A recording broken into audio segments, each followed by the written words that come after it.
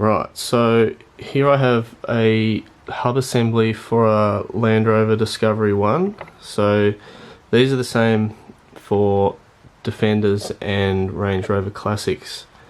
So they use this hub seal here, and this is a Corteco FTC 4785.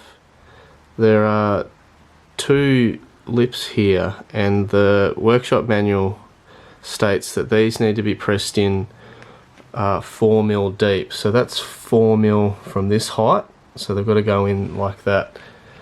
Now I was looking online, and a lot of people, since it's a bit difficult to press them in like that, they just press them in all the way to the bearing face here, but that's not correct.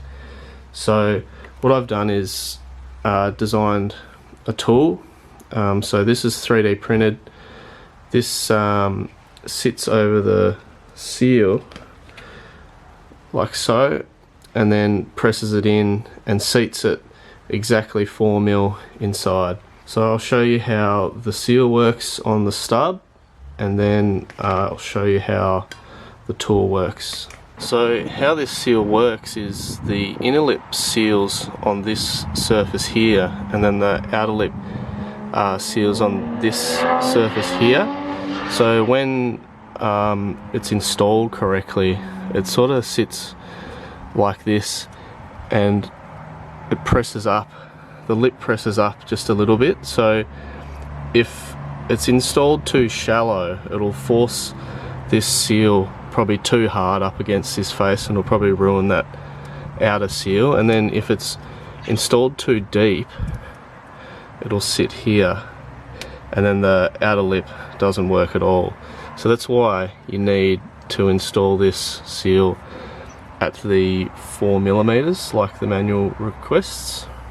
So for this, what we want to do is just place the seal in, just nice and sort of even, and then we'll grab the tool and just make sure it sits nicely onto the seal like that.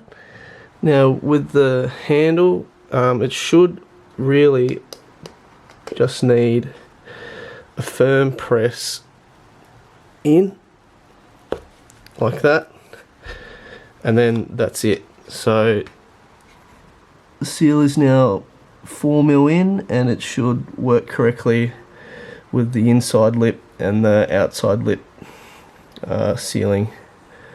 So yeah, these are available on eBay, so if anyone would like them, they are for sale. Pretty handy tool to have if you're doing these regularly. So yeah.